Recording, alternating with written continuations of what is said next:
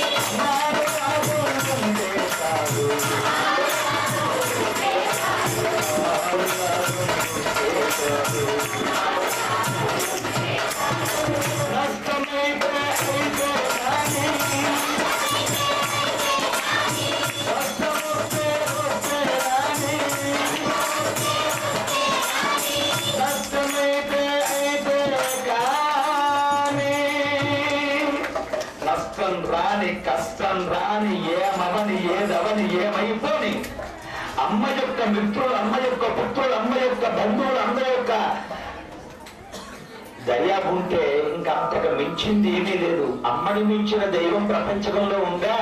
అమ్మ అంటే ఎవరు తెలుసా? అమృతానికి అర్పణకు అసలు పేరు అమ్మ. అనుభూతి ఆగ్రతకు ఆనవాలు అమ్మ. ప్రతి మనిషి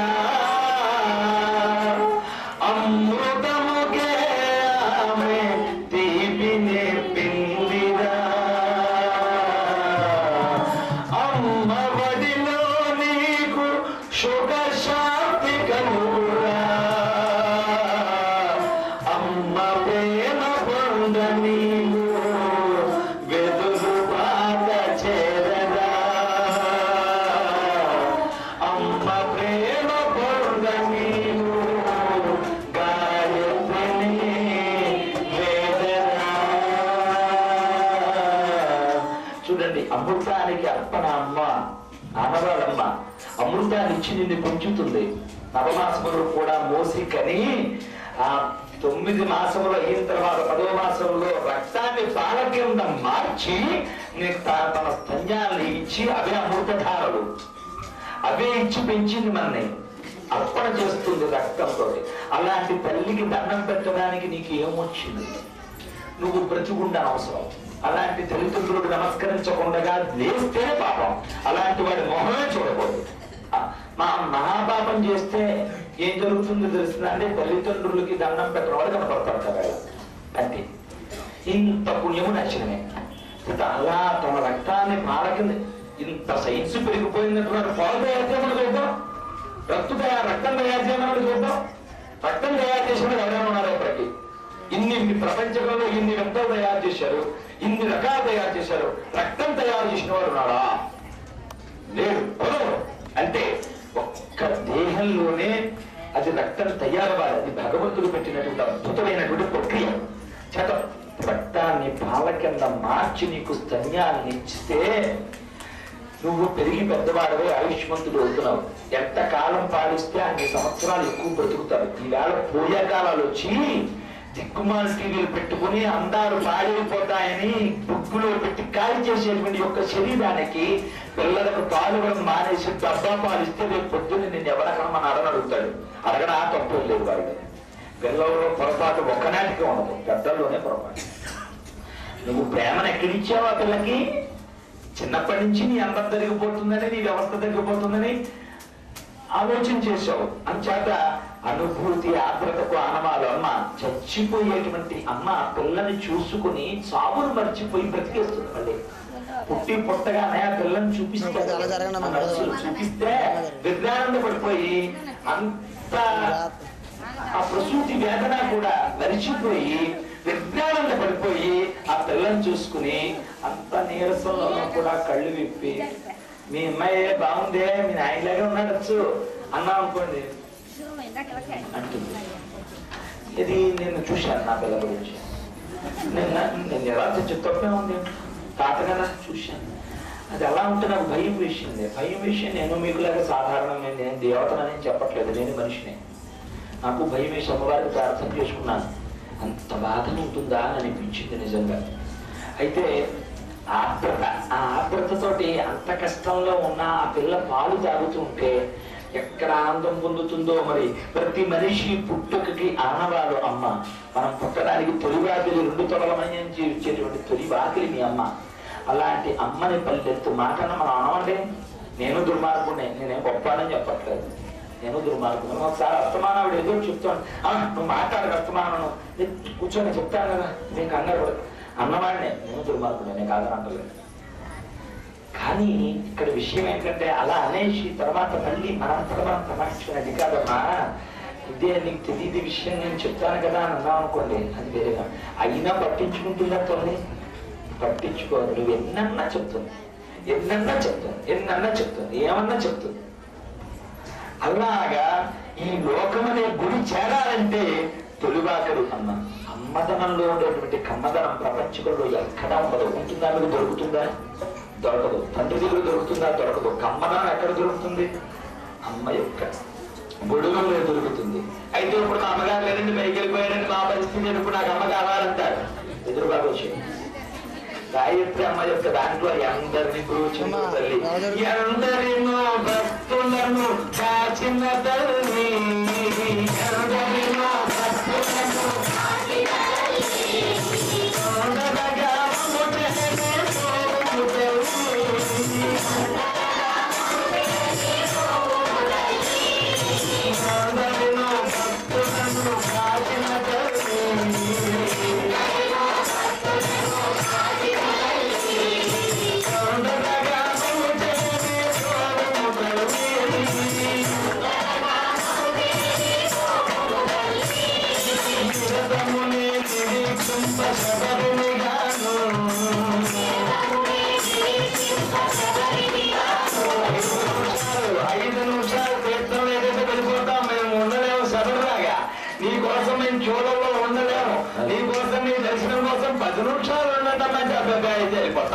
అలాంటి వాళ్ళనమ్మా మేము శబరులం కావు.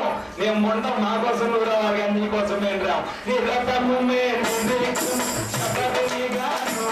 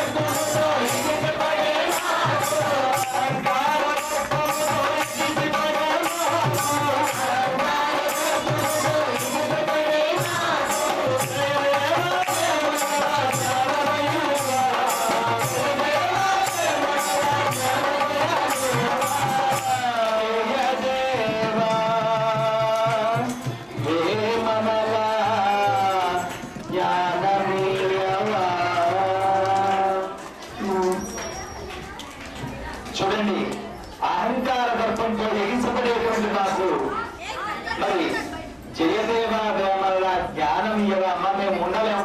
విసుగు, కష్టాలు, కామ క్రోధాలతో మేము అలిసి సలిసి ఉన్నాం. అని చేత మాకు ఏ రకంగానూ కూడా ఓపిక లేదు. ఒక్క 5 నిమిషాలు కూడా మేము ఆగలేని పరిస్థితిలో ఉన్నాం. అని చేత సంసార బంధంలో మేము చిక్కుకున్నాం. వాళ్ళ లాంటి వాళ్ళని కావు మేము.